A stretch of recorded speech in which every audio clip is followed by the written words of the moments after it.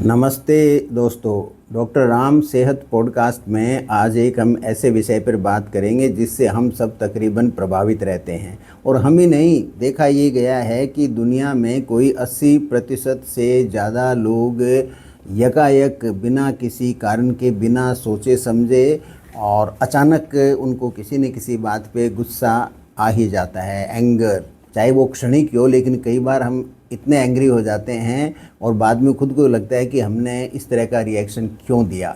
और इसके कारण बहुत छोटे होते हैं, बहुत माइनर काम पे कोई बच्चे ने आपको डिस्टर्ब कर दिया, आपके लाइफ पार्टनर ने कोई बात कह दी, कोई आपके डिलीवरी बॉय है वो थोड़ा लेट हो गया, आपके ऑफिस में किसी से छोटी सी भी कोई बात हो गई, आपका क्लाइंट है या कोई आपका फ्रेंड है या कोई रिश्ते के अंदर छोटी सी बात होते ही हम कई बार फ्लेयर अप कर जाते हैं। और जब हमें गुस्सा आता है तो न तो कोई उसमें हम लॉजिक और न कोई रीजनिंग, कोई तर्क नहीं होता है, कोई उसके पीछे कारण नहीं होता है, बस हम यूं ही कई बार गुस्सा कर जाते हैं। अंडरलाइन चाहे कोई कारण हो, न्यूट्रिशनल डेफिशिएंसी हो सकती है, आपकी तबीयत ख़राब हुई हो सकती है, आपकी नींद प्रॉपर नहीं आ सकती है, हो सकता है आपको फाइनेंशियल कोई स्ट्रेस हो या कोई ऑफिस का कोई प्रॉब्लम हो, कोई लीगल मैटर हो, बहुत सारे कारण होते हैं जिससे हम एंग्शियस होते हैं। और उस एंग्जाइटी की स्टेट में थोड़ा सा भी प्रोवोकेशन होता है तो हमें बहुत तेज़ गुस्सा आ सकता है। तो अब सवाल उठता है कि ये गुस्सा है क्या। देखिए, गुस्सा जो होता है वो एक तरह का रिफ्लेक्स एक्शन होता है, यानी आपके इमोशंस में यकायक प्रतिक्रिया होती है और उसको कई बार बिल्कुल देखिए मैनेज नहीं कर सकते हैं। उपदेश देना आसान है, लेकिन कई बार गुस्से को आप मैनेज नहीं कर सकते हो। और यूजुअली देखते हैं हम कि कोई यदि हम गुस्से के बारे में बात नहीं करेंगे, हम डायलॉग नहीं करेंगे, हम संवाद नहीं करेंगे, तो इससे कोई हमें ज़्यादा फ़ायदा होने वाला नहीं है। क्योंकि ये जो एंगर की जो फीलिंग होती है वो हमें ओवरवेल्म करती है, ये हमारे आपे से बाहर हो जाती है बहुत बार। और लेकिन यहाँ ये भी आप याद रखिए कि ऐसी बात नहीं है कि आप गुस्से को मैनेज ही नहीं कर सकते। It is not impossible to manage your anger. आप इसको मैनेज कर सकते हो। इसके लिए आपको जागरूक रहने की आवश्यकता होती है और आपको जानना होता है कि हमारा जो मन है, यानी माइंड है हमारा, और हमारी बॉडी है, वो जब हम गुस्से में होते हैं तो किस तरह से वो रिएक्ट करती है, वहाँ क्या क्या ऐसी चीज़ें होती हैं कि हमें गुस्सा आता है। तो एक बार यदि आपको वो बेसिक जानकारी होगी तो फिर संभावना है कि आप अपने एंगर को अच्छी तरह से मैनेज कर सकते हैं। यहाँ मैं एक और बात कहना चाहूँगा, ऐसा नहीं है कि हमारा गुस्सा सदा नेगेटिव ही होता है। कई बार आपको गुस्सा करना आवश्यक भी है, उससे कई अनुशासन लागू होते हैं, कई आपके कार्य भी होते हैं। खतरनाक गुस्सा कौन सा होता है? जिसको आप मैनेज नहीं कर सकते, जहाँ आपका नियंत्रण नहीं हो, जहाँ आपके मुंह से कुछ भी अपशब्द निकल जाए या आपसे कई ऐसे भयानक एक्शन हो सकते हैं जिनके परिणाम बहुत ही खतरनाक हो सकते हैं। आपके हाथ से कितना भी बड़ा हादसा हो सकता है। तो अनियंत्रित गुस्सा है वो खतरनाक होता है। हल्का फुल्का गुस्सा कोई वजह से आए तो उसके लिए कोई आपको गिल्टी फील करने की आवश्यकता नहीं है। लेकिन एक व्यक्ति के रूप में हमें छोटा गुस्सा हो चाहे बड़ा गुस्सा हो, उस पर नियंत्रण करना आना चाहिए। और उसके लिए आवश्यक है कि हम बहुत सारी चीज़ों को अंडरस्टैंड करें कि भी ये गुस्सा क्यों आता है, क्या कारण है, क्योंकि उसी से हमारा गोल है वो हम अटेन कर सकते हैं। तो सबसे पहले तो हम देखेंगे कि आजकल जैसे इन जनरल देखें आप, चाहे सड़क पे देखें चाहे किसी ऑफिस में देखें, लोग पहले से ज़्यादा गुस्सेल हो गए हैं। तो भारत जैसे देश में गुस्सा क्यों है? एक तो पॉपुलेशन बहुत बड़ी है, दूसरे हमारे जो रिसोर्सेज हैं उनके ऊपर बहुत प्रेशर है, और आपके हर जगह एक्स्ट्रा कंपटीशन है, इच्छाएं बहुत हो गई हैं, बाज़ार के अंदर सामान इतना भर गया है कि आपको एक्वायर करने की इच्छा रहती है। उसके फलस्वरूप क्या होता है कि आपके मन में हर समय एक एंग्जाइटी और एक तरह का अवसाद यानी डिप्रेशन सा बना रहता है। विशेषकर यंग एज के अंदर तो ये बहुत कॉमन है।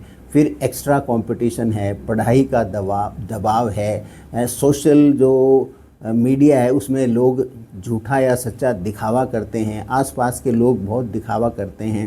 तो उस सब का आपके माइंड पे हर समय एक सटल वे के अंदर, एक बिल्कुल हल्का सा आपके अंदर हर समय एक anxiety, social competitive anxiety, career को लेके एंग्जाइटी, पढ़ाई को लेके एंग्जाइटी, लाइफ में सेटल होना है, मैरिज वगैरह करना है, बच्चों को सेटल करवाना है, कितनी ही एंग्जाइटी आपके अंदर भरी रहती हैं।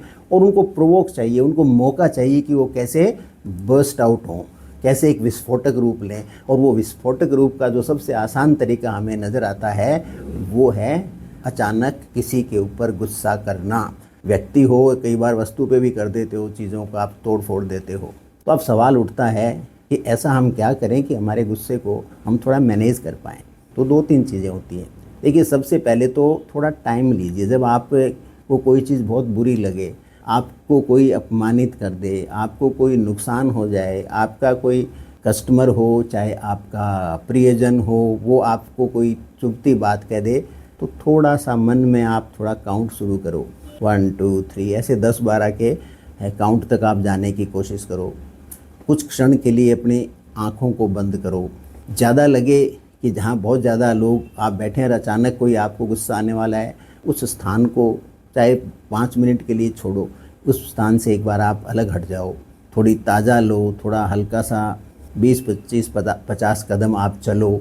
आसपास कोई चीज़ें हैं उनको ज़रा देखो, फील करो, चाहे टच करो, कुछ भी करो। चाहे टेबल को भी आप टच कर सकते हो, ज़्यादा आपको गुस्सा है तो चेयर को टच कर सकते हो, आपके पेन, पेंसिल, मोबाइल, किसी को भी आप छुओ, थोड़ा कुछ फील करो। तो उससे क्या कामिंग इफ़ेक्ट आता है, आपके शरीर पे एक शांति का फीलिंग आती है और आप में सोचने का समय मिल जाता है आपको कि मैं इस स्थिति का किस तरह से सामना करूं। तो एक तो समय दो अपने आप को, उस समय 5-7-10 गहरी आप सांस ले, तो उससे क्या होगा, आपकी वेगस नर्व है वो कूल डाउन हो जाएगी। वो ब्रेन से आपके आंतों को और बाकी जो आपके इम्पोर्टेंट जो अंग हैं, हार्ट है, लंग्स हैं, लीवर है, सबको एक प्रॉपर मैसेज मिलेगा। तो आपके ऑर्गन थोड़े कूल डाउन होंगे। और फिर आप सबसे पहले ये सोचो कि आपको गुस्सा आया किस बात पर है और उस बात में कितना दम है, वो सच बात है या वो झूठ है। क्या गुस्से के अलावा कोई और तरीके से भी आप इस समस्या का समाधान कर सकते हो, या कि गुस्सा करने से क्या वास्तव में समस्या का समाधान हो जाएगा या स्थिति और ज़्यादा बिगड़ जाएगी। कहीं ऐसा तो नहीं है कि आपको ईगो की वजह से आप लड़ाई कर रहे हो, या आपको ऐसे लगे किसी ने आपको कमज़ोर समझ के अपमानित कर दिया। इस तरह की फीलिंग जो हमारे अंदर आती हैं, तो कहीं वो तो नहीं आ रही हैं। तो उनके बारे में आप थोड़ा सा आत्मचिंतन कीजिए और उसके बाद में आप क्या करें, थोड़ा अपने को रिलैक्स मूड में छोड़ सकते हैं। और लेकिन उस स्थान से तो आप हट ही जाएं जहाँ पर हो रहा है, कैसे करके, चाहे आपको आपका ईगो हर्ट हो रहा हो, फिर भी आप वहाँ से हट जाओ। उसके बाद में आप घर जाके चाहें तो कोई ठंडा सा पानी है उससे बाथ ले लें, या कोई डीप ब्रीदिंग एक्सरसाइज करें, या कोई दूसरी फिजिकल एक्सरसाइज कोई जिम वगैरह में करें, थोड़ी सी किसी भी रनिंग है, ब्रिस्क वॉकिंग है, वो सब करें। अपने भरोसे के किसी व्यक्ति से बातचीत करें थोड़ी देर के लिए, अपने आप को एक्सप्रेस करें, आपको जो चीज़ बुरी लगी है उसके बारे में भी थोड़ी बात करें। और कभी भी कैसी भी सिचुएशन हो, देखिए इतना कोई आपको अपमानित नहीं कर सकता कि आप अपने शरीर को नुकसान पहुंचा दें या सामने वाले को पिटाई कर दें या उसका खून कर दें। इतना उस लेवल पे हमें बात नहीं ले जानी चाहिए। तो कैसी भी सिचुएशन है, थोड़ा सा उसको मजाक में लेने की कोशिश करें, थोड़ा ह्यूमर लाएं अपने, थोड़ा जो है ना हंसी खुशी का सा माहौल लाने की कोशिश करें। और फिर माइंडफुल होने की भी कोशिश करें कि मैं इस समय गुस्से में हूँ, ये माइंडफुल। और उसके बाद में फिर आप अपनी ब्रीदिंग पे फोकस करें और फिर आप ये सोचें कि अब एक हेल्दी सोच के साथ ये जो इश्यू जिसकी वजह से मुझे गुस्सा आया है उसको मैं कैसे रिजॉल्व करूं।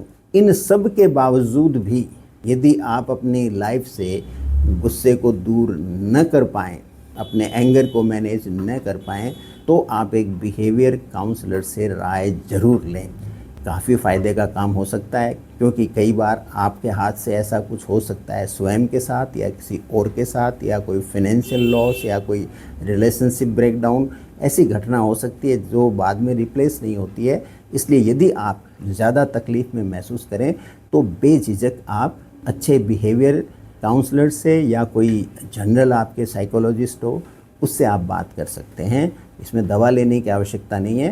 संवाद चिकित्सा से आप गुस्से को आराम से मैनेज कर सकते हैं और अपने व्यक्तित्व को परिवर्तित कर सकते हैं। ये कहते हुए मैं डॉक्टर राम सेहत पॉडकास्ट में डॉक्टर रामावतार शर्मा ये चाहूँगा कि यदि आपको ये एपिसोड ठीक लगा तो आप शेयर कीजिए उन लोगों के साथ जो गुस्से में रहते हैं, और चैनल को आप यदि सब्सक्राइब करते हैं तो आपको ऐसे इंटरेस्टिंग जो मानवीय पक्ष पे हम बातचीत करते रहते हैं उसका आपको फ़ायदा उठाना चाहिए, आपको सुनना चाहिए और अपने आप को जो है ना अपग्रेड करते रहना चाहिए। Thank you.